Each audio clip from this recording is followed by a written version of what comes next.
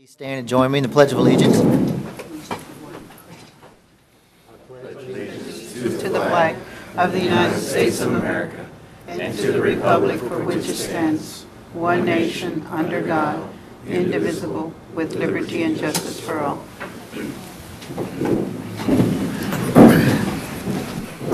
Thank you. Welcome to our regular meeting of February 3rd, 2015. I do have, of course, we follow our agenda most of the time, but I do have one minor change, if council doesn't mind. We have, regarding Resolution E3, we have some people here from University of Eastern Victoria, and I thought we could move E3 up, and then we'll go into items from council right after that, if no one has any major objection.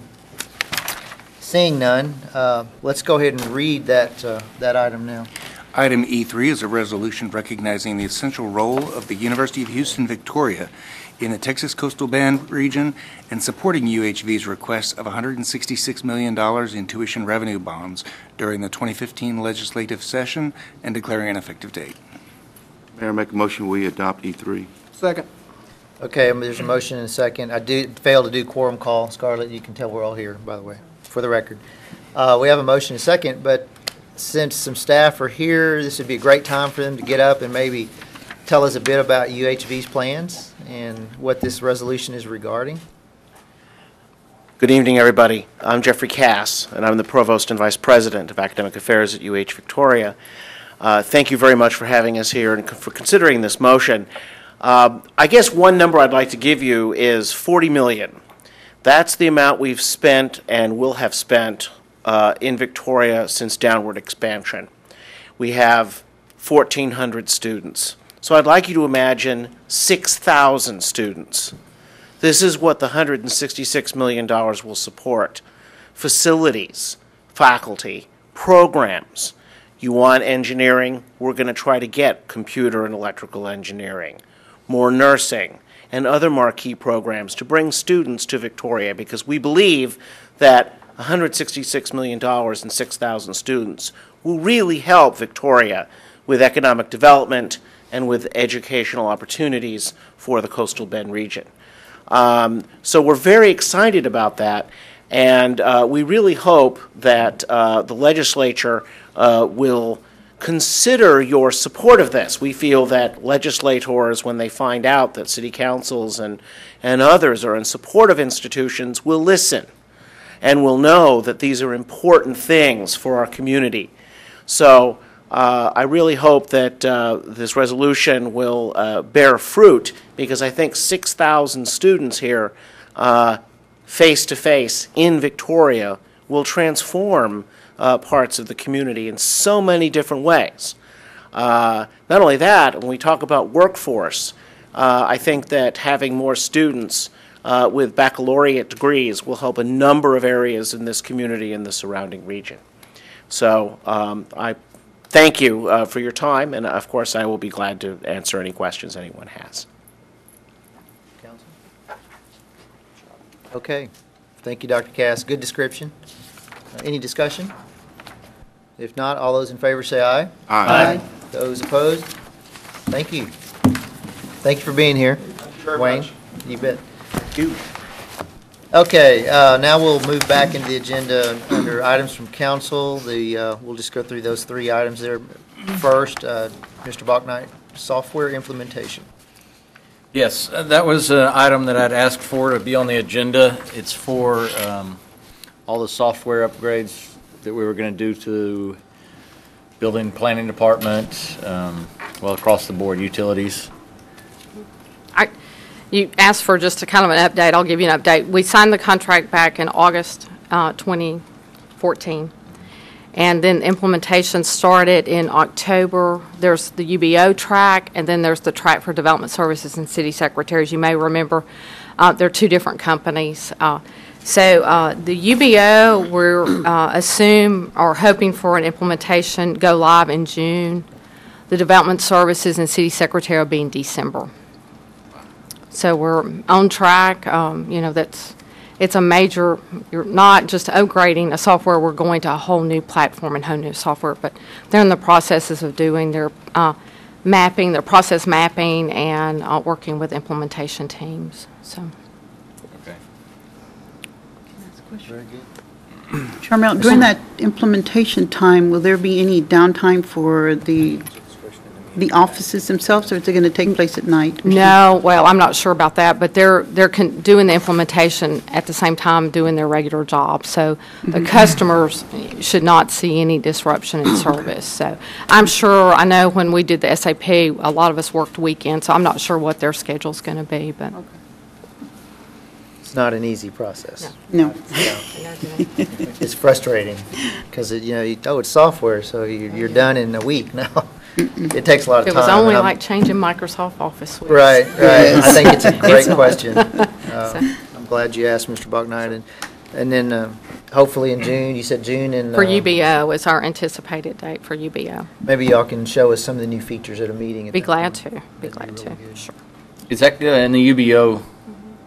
Well, let's just do features later on. I was just wondering if you can request pickups and stuff like that on that and online. And I'm not just, sure. Say Sure. hold off on the features Yeah. part until it gets closer to implementation. Be glad to. Okay. We'll bring it back. Not a problem. Very good. The other next is I-69 interstate update. Everyone should have a map in there. I attended a meeting with Dale Fowler from VDC regarding that in Austin recently, and I just went around picking up extra maps for y'all. They're just for informational purposes. There's a lot of detail on those maps. Actually didn't leave enough for me, so I don't have anything further, but just to share that with you. Of course, they are, stressing the continued build-out of I-69, and this has been going on, I think, since '93. Tom, you may be a subject at MPO occasionally. I believe the stretch that Texas is responsible for is longer than all the other states combined. So it's a long process, but very important. So just wanted to share that with y'all. Okay. Mr. Alvarez, you had asked about the Trails Master Plan. Yes, if we could get a short update on that.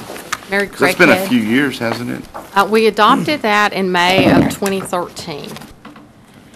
So that's not quite 2 years, almost coming up on 2 years. So, but Mary Craighead from Development Services, also our MPO planner, is going to do a brief update. Yes. Good evening, everyone. So, as was just mentioned, I'm Mary Craighead. I'm the Senior Transportation Planner and MPO Coordinator in the Development Services Department. And I just wanted to give you a brief update on our Paseo de Victoria, which is the pedestrian and bicycle master plan for Victoria.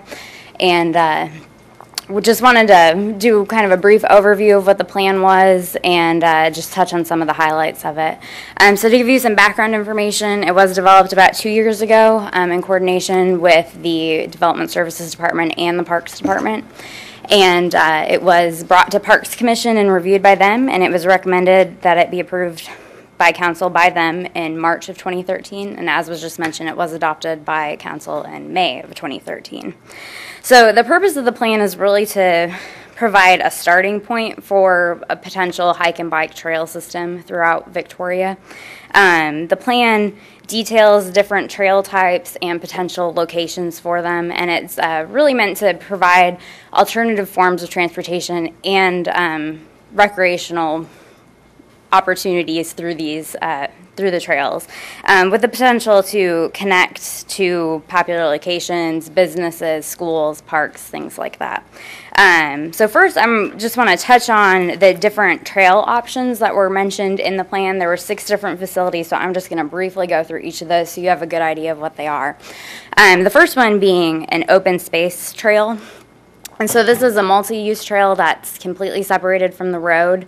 It's meant to be multi-use, meaning that it could be used by pedestrians, bicyclists, skaters, any type of transportation like that. It'd be separated from roads except for where it would have to cross on roadways. The second option is the Greenway Trail, and so this is essentially identical to what the open space trail is, except it would be along creeks and drainage ways. And you can see the picture up there on the left is our own Lone Tree Hike and Bike Trail, and this is an example of a Greenway Trail that we already have. Third option is our multi-use path, and these would be paths along the side of roadways. So similar to sidewalks, however, they would be larger to accommodate those multiple uses. So as opposed to being only 4 to 5 feet, which is what a standard sidewalk is, it would be 8 feet to be able to allow for bicyclists and pedestrians. The fourth option are neighborhood trails, and these are more commonly seen in larger like master plan communities where they might have trails throughout a subdivision that would connect not only to the subdivision's sidewalk system, but then also could potentially connect to an outside hike and bike trail if there was one.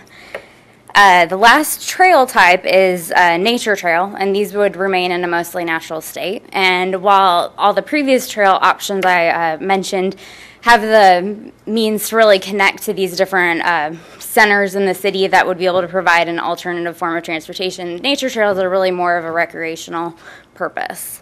The last facility I want to mention are bike lanes, and these would be designated facilities on roadways, so they'd be designated by the markings and the signs to allow to show where bike lanes are located.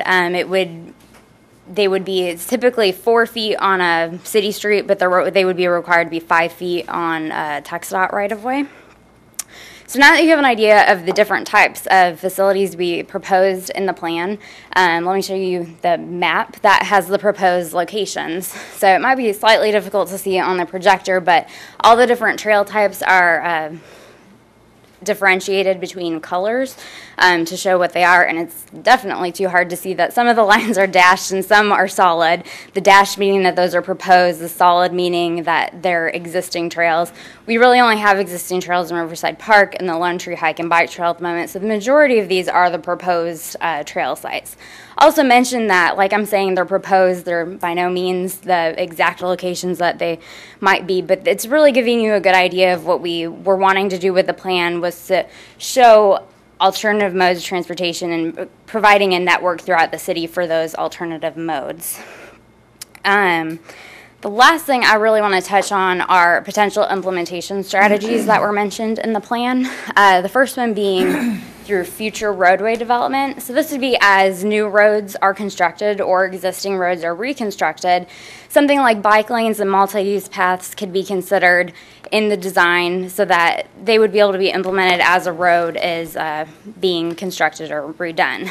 The second implementation strategy are grants, and this would be grant opportunities that the city could apply for, and they would typically require a city match. The last three strategies are really more related to private development of new subdivisions. The first being just strictly private development of trails, and this would be specific mechanisms would be able to be adopted by City Council that would require private developers to not only set aside the land but then also develop the trail in the development of new subdivisions. Second being land set aside, where it would be similar that the developer would be required to set aside land, but the trail would actually be built then by the city with the right-of-way that was presented through the from the developer. And the last being economic incentives, which economic incentives could be provided to make it more incentivizing for the developers to develop the trails. Moving forward from here, I just want to mention that this plan is really designed to remain fluid and adaptable to meet what the city's needs are. So it was developed as a component of both the city's comprehensive plan and the parks master plan. So as both of these are updated, it's likely that an update to this plan would also be a route that we'd be going. That concludes the presentation, but I would be happy to take any questions that y'all have.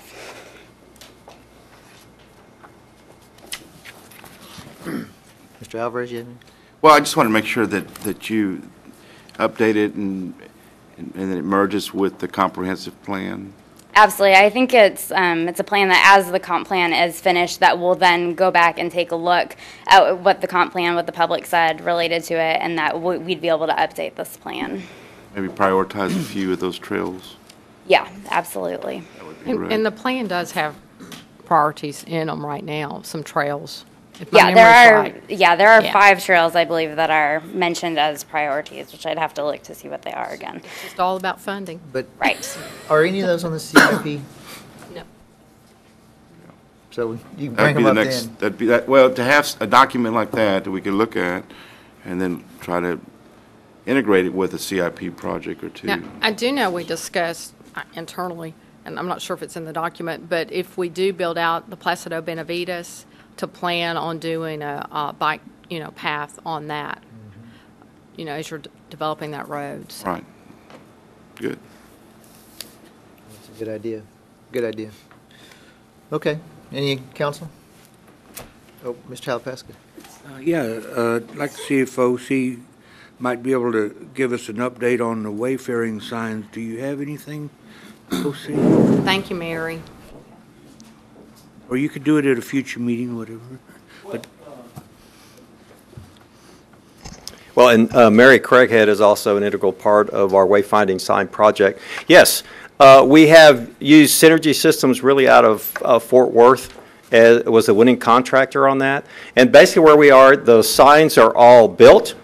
They had a trip planned here in January that was canceled because of the weather, because what they need to do is install all the bases for the new signs that or new locations that currently don't have any bases installed. And they're retrofitting about 10. I think 18 of them need new bases. So the signs are complete. They just need to create the bases at each of those individual locations and then install the signs. And these are breakaway signs meeting with current TxDOT standard. We're not very far away from completing it. We need probably a week to 10 days of clear weather where they can come in and pour some foundations, small signpost foundations, get that done, and then they can come back and reinstall the new signs, and we should be complete with the project. And we're hoping they can come back anytime. Again, they had to cancel their visit here in January to really do that, especially the foundation pouring. great, great. We're getting close. Thank you. Quick question, the welcome sign at North Main, how's that going Yes, along? the welcome sign at North Main is complete, except for the final phase, which is the installation of the solar panels and the solar lights that will light that sign in the evening time. But our two contractors have finished. Again, definitely delayed because of the weather we've had since the fall. But the bulk of the work is completed. All we have to do now is get the thing lit, and our crews will be handling that project. And that equipment's already been purchased for those. So again, with a few days of good weather, hopefully we'll have that done fairly quickly. What's the next one on? The next one, and I need to get with Mary Craighead on this. We're thinking with the next one, we have two more that we're budgeting for. We've got one in this fiscal year. Hopefully we'll get that done before the end of this fiscal year. And that's one on Highway 77, coming in on 77 as you're coming in north from Hallettsville. But we need to find a location for it where we have rights of way or we have a piece of property out there. Is there any planning for landscaping around the signs? Because they kind of look kind of bare. They do look a little bare, and frankly, that's kind of the way we're planning them. The thing about landscaping, and we tried some partnerships with several organizations and such. Right now, our plan is to kind of do it kind of natural, and we own the property. Say the one on Moody Street. TxDOT owns the property on the one where we're going now, so they are maintained basically in situ as they are. But one of the things we try and do is try and avoid having the city maintain anything other than just basic mowing around them. Okay. And some of y'all may have noticed we had a letter stolen off the Moody Street welcome sign. That has been replaced. We got our bill on that. They're anchored in there pretty good, and that was not the first attempt that someone had done there, but it was the first successful attempt. We've got that sign replaced, and it's back in 100% operating mode. It's hard to imagine anybody could do that without being seen on Moody Street. I don't want to get too detailed. We've got some things in place. Maybe we can catch them. Yep.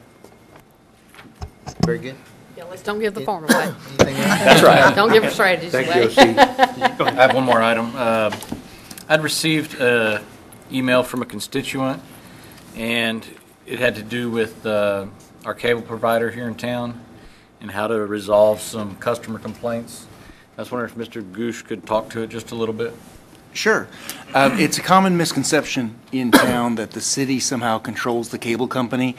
That misconception comes from the franchise agreement that we used to have with Suddenlink, where they leased space within the city right-of-way to run all of their cables. That agreement allowed us very minimal I guess, interaction with Suddenlink. There were some points where they had to provide feedback to us. But even under that agreement, we didn't have the ability to control what they put on their television channels or how the packages that they provided to their customers. Even that franchise agreement, though, no longer exists. It expired last year, and under Texas state law, Suddenlink is now operating under the Texas state cable franchise. And so the city has no control at all over what Suddenlink is doing with their broadcast cable channels at this time. So it's a good question. It's something that comes up every now and again, but at this time, the city didn't have anything to do with that. Okay. Thank you, Mr. Gooch. Sure. Okay. Mr. Mayor, Yes, sir. we're going to talk in E1 about the Historic Preservation Incentive Program, but I did have wanted us to propose to bring back the guidelines and regulations that we all passed here about a year and a half ago or so. Mr. Alvarez and I sit on the committee. There's a change that I'd like to discuss that may tidy up some of the wording. Okay, and I'm make sure I understand. You want to talk about it then? Yes. Under that Yeah, item? if we can just put it. Okay. Yeah, that'd be great. Maybe on the next agenda. Okay.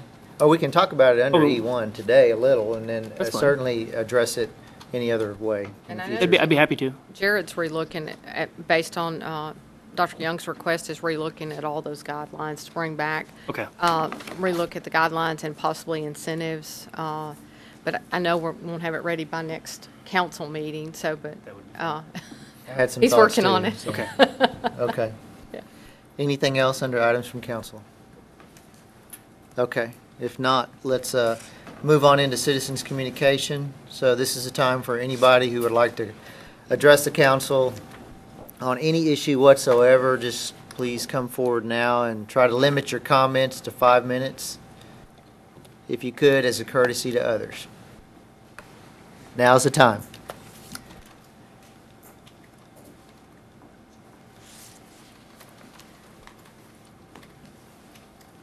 Good evening.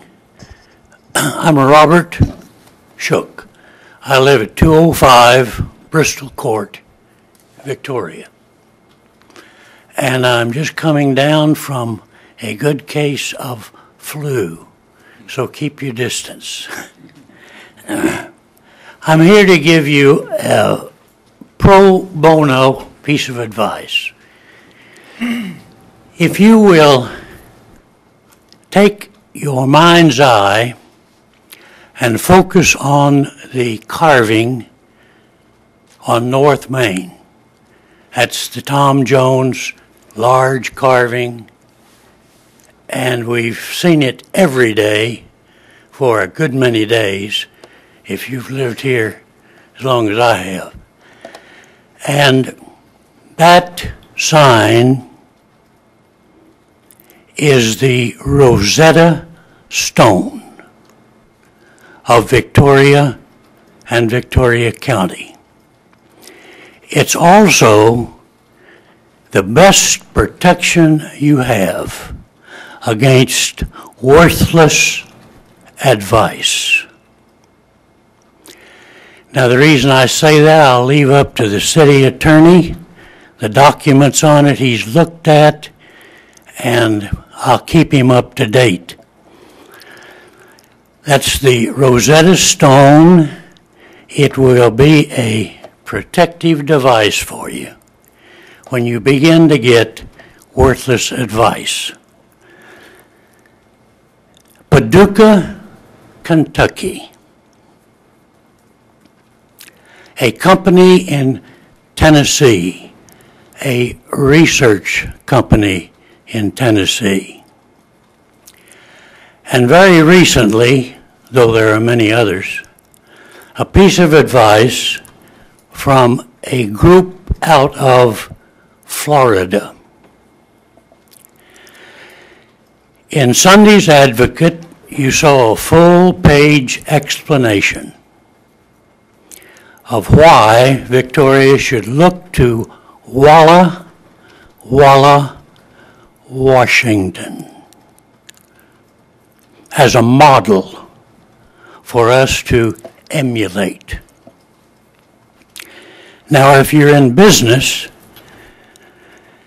law enforcement, law, or whatever, and you know how important it is to verify, excuse me, to verify data. If you still have the Advocate, look at that long, full-page explanation of this group that has just arrived in Victoria, full of advice. And if you get the chance, check with San Antonio to get a recommendation of their work. Now, on that page, you will find several pieces of evidence why we should look to Walla Walla, Washington. Has to do with population. Those numbers look pretty good. And I think it is item 2, which tells us that Walla Walla, Washington has an Hispanic population like ours. Now, my friends on the council, that is absurd. Once again, take that Rosetta Stone and measure it against that data, and you will see that you'll find words more meaningful than absurd. We have had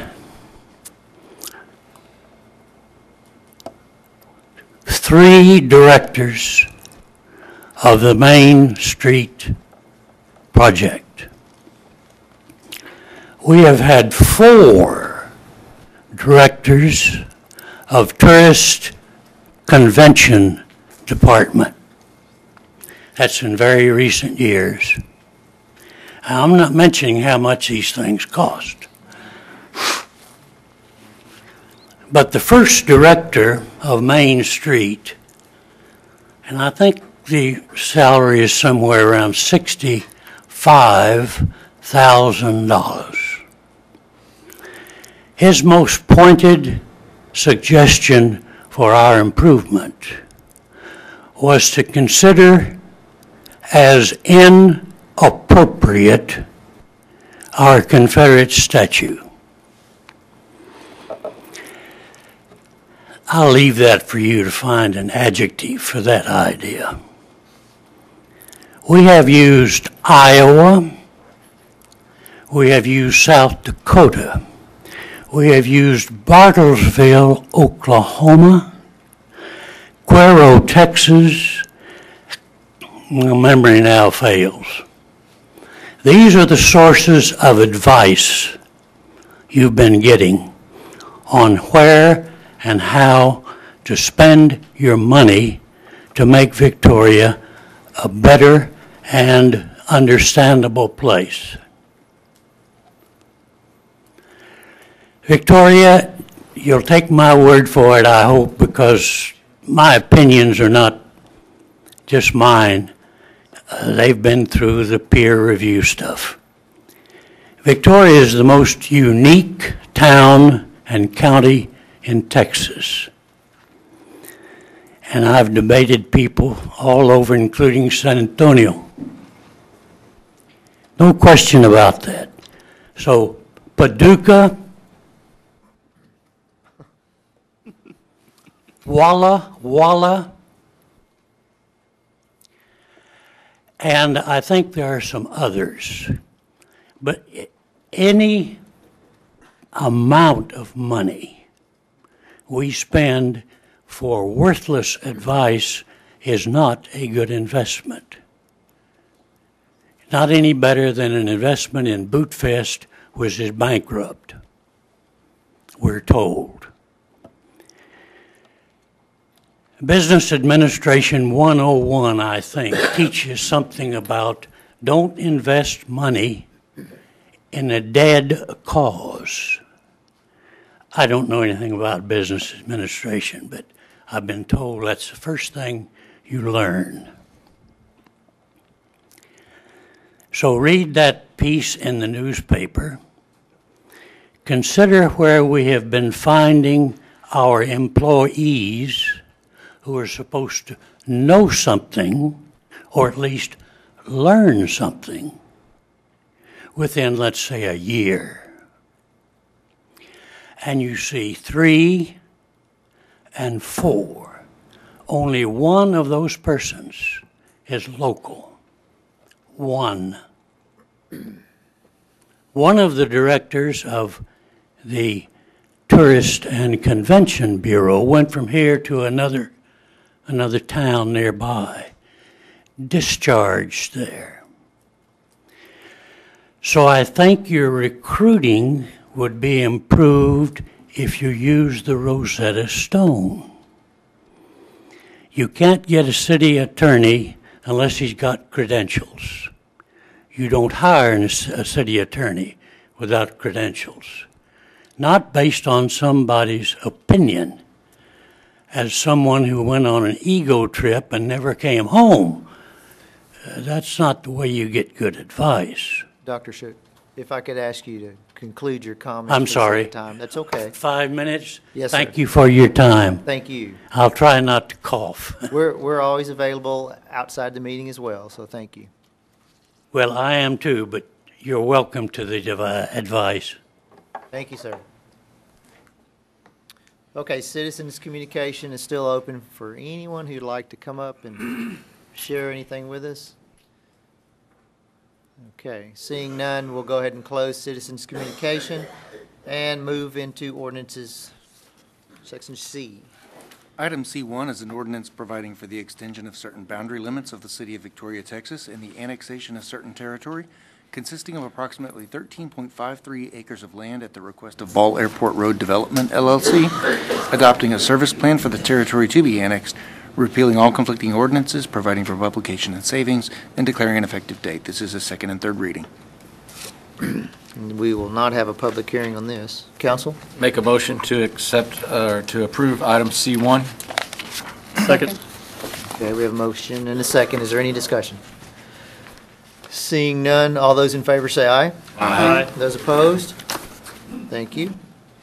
Item C2 is an ordinance calling for a joint general election with the City of Victoria and Victoria Independent School District on Saturday, May 9th, 2015, for City Council District 1, City Council District 2, City Council District 3, and City Council District 4, establishing procedures for holding the election, designating the precincts and polling places for the election, appointing certain officers to conduct the election, providing for the sharing of expenses, providing for severability, and providing an effective date. This is being proposed on an emergency reading, which will require 5 affirmative votes to pass. So moved. Second. Okay, we have a motion and a second. Let's go ahead. This does require a public hearing. So let's open the public hearing. If anyone would like to speak to C2, this item only, now's the time. Seeing none, we'll close the public hearing, and we have a motion and a second. Is there any questions from council? Pretty straightforward. If not, all those in favor say aye. Aye. Those opposed? Thank you.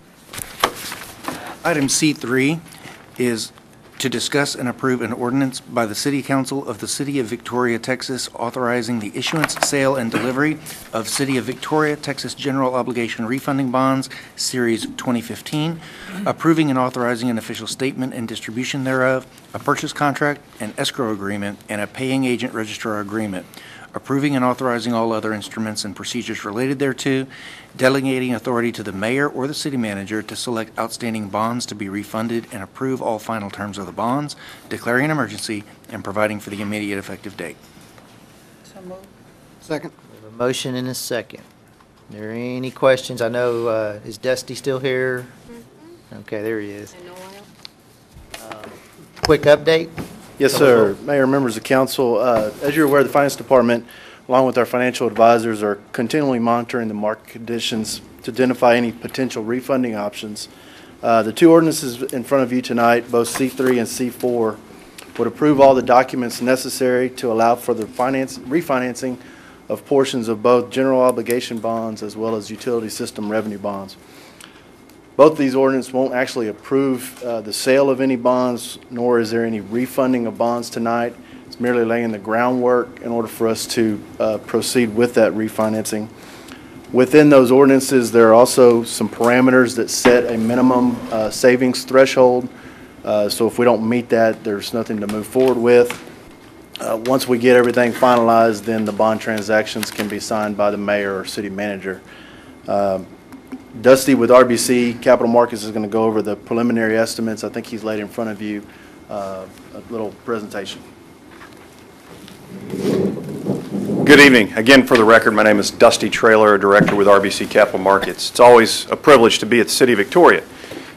Just in echoing Andrew's comments here earlier, the items that are on the agenda tonight allow for a framework to be set under which ultimately a refinancing would actually take place. This is a step that the City of Victoria we've used in the past when you've refinanced your bonds. It's commonly known as Noel would say, as a parameters resolution.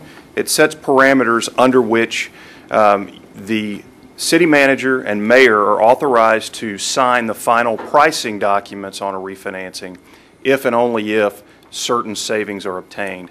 And I believe within those ordinances, the savings threshold must be at least 4% on a present value basis. There also can't be any extension of maturity. So the maturity of the bonds we're looking to refinance, the final maturity of those bonds, we can't have a final maturity on these new bonds that's longer than that. That way we have we're really talking about a true savings here.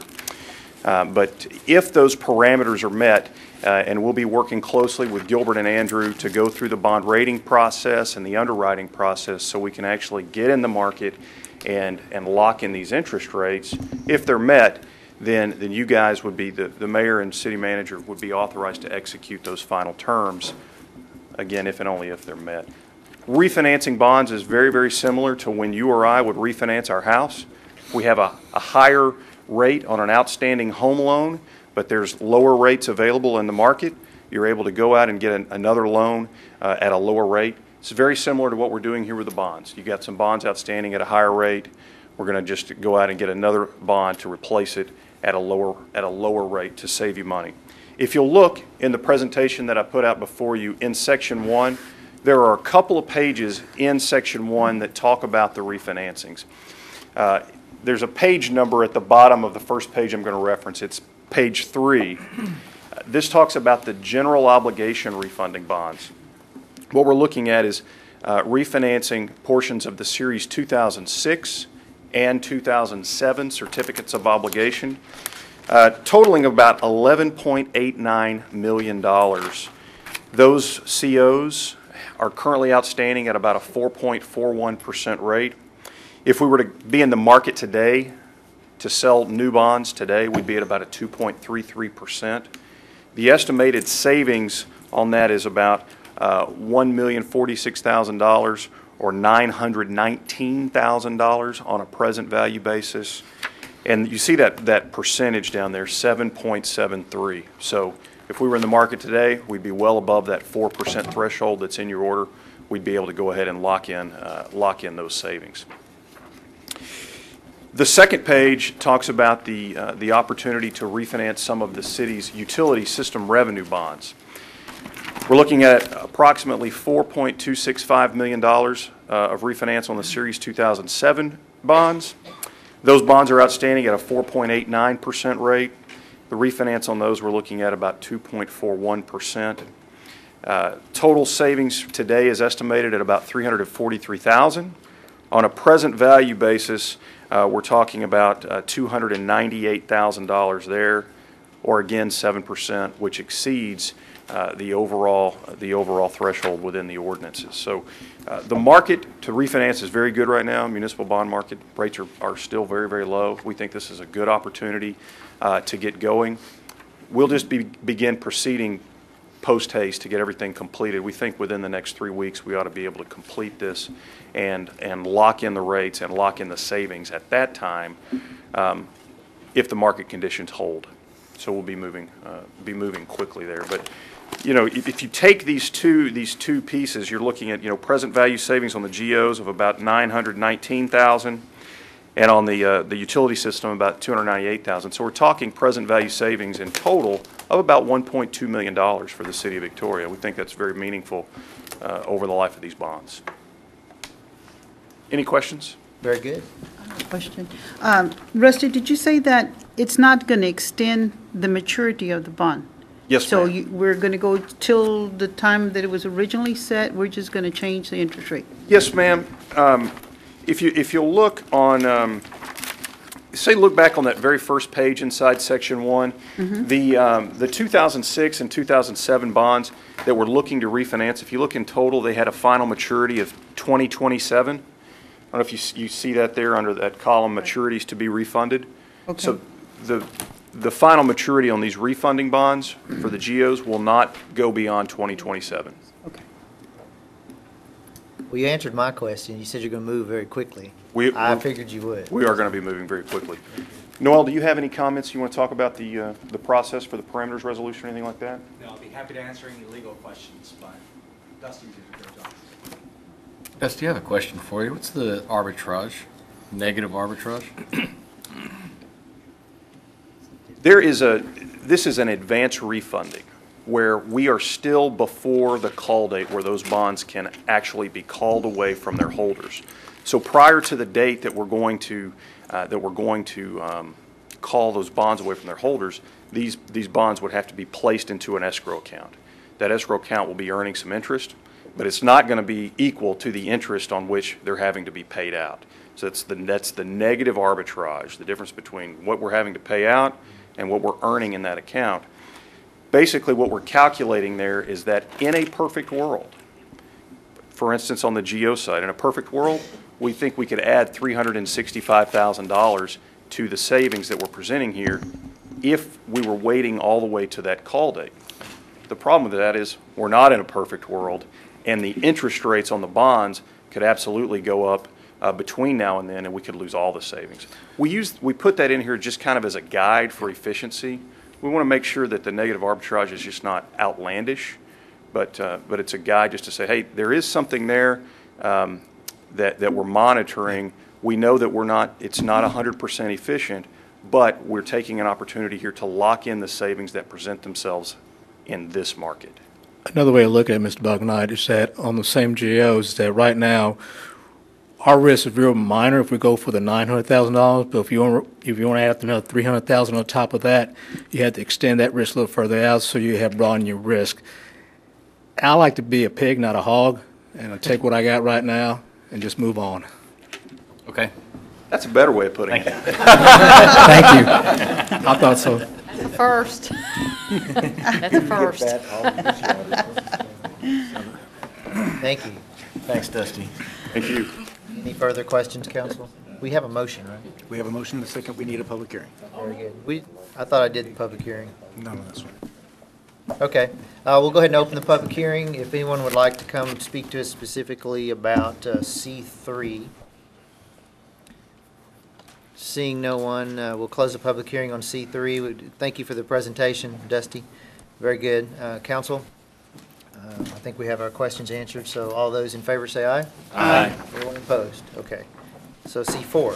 C4 is to discuss and approve an ordinance by the City Council of the City of Victoria, Texas, authorizing the issuance, sale, and delivery of City of Victoria, Texas utility system refunding bonds, Series 2015, approving and authorizing an official statement and the distribution thereof, a purchase contract, an escrow agreement, and a paying agent registrar agreement, approving and authorizing all other instruments and procedures related thereto, delegating authority to the mayor or the city manager to select outstanding bonds to be refunded, and to approve all final terms of the bonds, declaring an emergency and providing for an immediate effective date.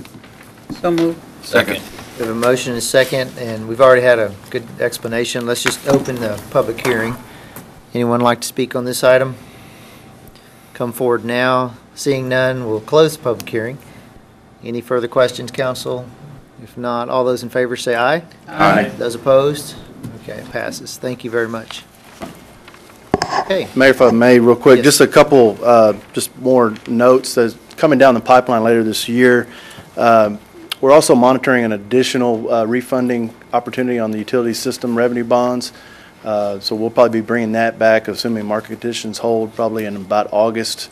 We're continuing to monitor that. And then the second is kind of an update on the bonds associated to the TxDOT overpass project. We've been receiving in reimbursements from both TxDOT and the county. And part of the plan back in 2011 was to use any excess funds to call in the latter part of those bonds and shorten that maturity. We'll be beginning that process probably about the same time frame, and really should bring that 20-year maturity down to probably a 10 or 12 like originally anticipated. So, One last point on that. Maybe you wonder why we're not doing that utility refunding right now. I don't know, Andrew said we're monitoring the market and everything, but there's some IRS code requirements that we can't do it right now. It's because it's been refunded already. But anyway, that's one of the reasons we can't do it tonight, but we are. Hopefully they'll stay in. We bring it back in August. Very good. Thank you. And I just, as long as I've been coming from here, RBC has done a wonderful job. So we appreciate that a lot. It's been a good working relationship. Thank you. Okay, consent agenda. There are 5 items on the consent agenda tonight that will be approved by a single vote. They are first, the approval of the minutes of the regular meeting of January 20th, 2015. D2 is a resolution authorizing the city manager to execute an agreement with Media Rushworks LLC, doing business as Rushworks, for the purchase, installation, and maintenance of a Broadcast One channel automation system for the city's municipal channel VTV 15 in the amount of $32,019 and declaring an effective date. D3 is a resolution authorizing the city manager to execute an amendment to the interlocal agreement with the University of Texas at Austin for air quality research activities funded by the Texas Commission on Environmental Quality, grant number 582-14-40054, 2014-2015 biennium work plan in the amount of $76,795 to add tasks and funds for work to be done through November 30th, 2015, and declaring an effective date. D4 is a resolution awarding the Downtown Street Overlay and ADA Ramp and Crosswalk Improvements Phase 2 project to Brannon Paving Company Limited for their low bid of $1,615,466.81, authorizing the city manager to execute all documents necessary to complete the project, approving a deductive change order number 1 in the amount of $177,857.60 to reduce the contract amount to $1,437,609.21, authorizing the Director of Public Works to execute deductive change order number 1 and declaring an effective date. Item D5 is a resolution authorizing the city manager to execute a professional services agreement with Victoria Engineering Incorporated, doing business as Urban Engineering, for engineering services for the Berkman Drive diversion sewer in the amount of $182,500 and declaring an effective date. Make a motion to approve all items on the consent agenda as presented. We have a motion and a second. All those in favor say aye. Aye. Those opposed? Thank you. Couple resolutions. Item E1 is a resolution authorizing the city manager to execute a preservation incentive program grant agreement with Shimley Enterprises Unlimited, LLC, for a project consistent with the city's preservation incentive program in the amount of $8,000 and declaring an effective date. Move we adopt. Second. A motion and a second. Is there discussion? I know, Dr. Young, you had some thoughts? Yeah, the sitting on the committee, and we had a discussion here, I don't know, a week or 2 weeks ago. Had a thought. This money's coming down from hotel occupancy tax funds. I think it's a very, very important program. It's, our history is important. It's important for our past, but it's important for our future as far as historic tourism. I think that this grant money, though, when people apply and the grants are given out, I think that is there a way to tie some strings? And what I mean by that is there a way to ask these people that receive these grants to possibly put their houses up for availability for the preservation tours or something of that nature. That would maybe tidy up some of the language as far as do people come in. We know that the tours are successful. We know that people are coming in, and I think that would just kind of tidy up some of where the money's going because it's hot funds. And whether it's on a 5-year or a 7-year, and they don't have to, not that it would have to be done, but they need to make their house available. You're talking about for tours, for the tourists that come? If that be, yes. But you're talking about the VPI. VPI's Yeah, historical correct. annual tour. You're not Correct. just talking about any. No, okay. just on that. Okay. I mean, it'll probably, those houses, anybody that does, I think that they get put on the driving tour, Yes, they do that. But I would tie a few more strings to the money. The current program doesn't require them to be on the historic driving tour. That's just one of the things that's talked about. It just so happens that several of the houses either have already been on the tour or happen to be on a route of the tour currently. So. That's another area we could firm up too, is that they need to go on the historical driving tour list. Yes, it could get complicated depending on how to redoing that route, but. Well, if it fits in it, at least made it available to. Doesn't mean that they have to, but. Because VPI would choose what homes they want on their Sure, tour. sure. But you're saying make them available, yeah. Mr. Mayfield, what do you think of that, if I may ask? See, I mean, you're involved in that quite a bit. Yeah, I've had my house on the home tour before. It's it could be a lot of work, but I do like the cons, and I do know that VPI occasionally struggles in completing enough homes for a home tour, and they try to move that around to different parts of the historic districts. So I could see how that could be certainly beneficial to them. And I like the concept that there's some sort of string to the grant money, whether it's that or something else, I don't know. It does seem reasonable. I just don't want it to be intrusive, but they don't have to take the grant either. They don't have to take the So grant. as long as it's reasonable and, sure. How would we approach that change? How does that occur? Well, Dr. Young had already asked that we look at that whole incentive package, and so Jared's been, and his staff have been reviewing that, so we'll just put that in the. You can just add that to the mix. Yes, and you will get that program back for Okay. review and approval, so. When I read it, the thing that I thought about, I have a suggestion for change too, is I'd like to see the grant money used, if at all possible, more to offset costs that are a burden that we place on them. By that I mean, we've got it's 2015, we got electrical code and all the code books, and we try to apply them to an 85-year-old structure, 100-year-old structure that's problematic. The sprinkler system issues come to mind, those public safety exits and stuff that we put on these. Maybe it'd be nice to see that money go towards some of those kind of things. The whole idea is to encourage preservation, and that code sometimes is a disincentive on these older buildings. There are some people that don't want any assistance. I know one instance where we talked about making money available to offset the cost of a sprinkler system. He didn't want it. But I don't know if you could put that in the language. It's currently in there. It's in there. It's under other improvements, and that's where we would allow that. Okay, so what I'm saying is maybe removing a few things then. I don't want to get specific with respect to, we're going to vote on this issue.